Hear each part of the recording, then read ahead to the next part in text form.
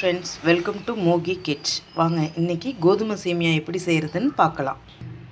அதுக்கு தேவையான பொருட்கள்: ஒரு பேக்கெட் கோதுமை, வெங்காயம், பச்சை மிளகா, ஒரு துண்டு இஞ்சி, ஒரு கொத்து கருவேப்பிலை. வாங்க எப்படி செய்கிறதுன்னு பார்க்கலாம். கேஸில் ஒரு கடாயை வைங்க. அதில் ஒரு 2 ஸ்பூன் எண்ணெய் ஊற்றுங்க.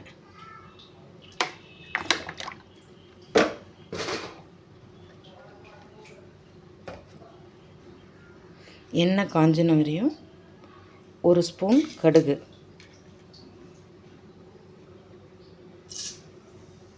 கடுகு நல்லா பொரிஞ்சு வரட்டும்.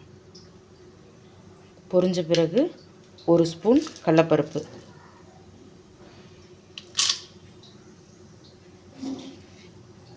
ஒரு ஸ்பூன் உளுந்து. பொரிஞ்சின வரையும் 1/4 ஸ்பூன் பெருங்காயத்தூள், கருவேப்பிலை போடணும்.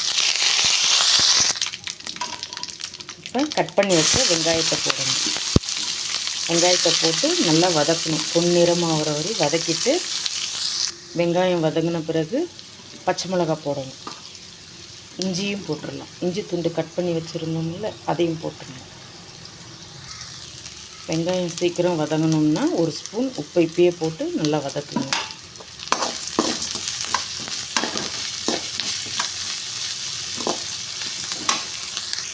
இப்போது வெங்காயம் நல்லா வதங்கிருச்சு. இப்போ நம்ம எடுத்து வச்சிருந்த சேமியாவை அதில் போட்டுருங்க.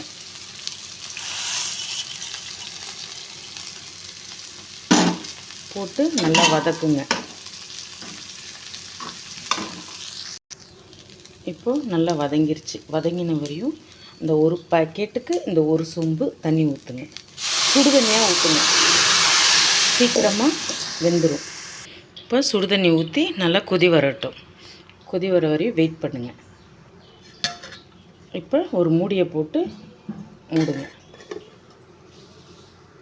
இப்போது மூடி திறந்து செக் பண்ணி பாருங்கள். கிளறி விடுங்க.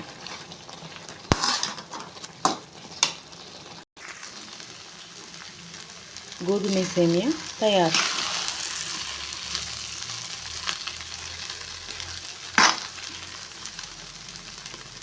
அவ்வளோதான், கோதுமை சேமியா ரெடி ஆயிடுச்சு. கேஸை ஆஃப் பண்ணிடுங்க. இப்போது கோதுமை சேமியா தயார். இதுக்கு சைட் டிஷ்ஷாக தேங்காய் சட்னி வச்சு சாப்பிட்டு பாருங்கள். நல்லா டேஸ்ட்டாக இருக்கும்.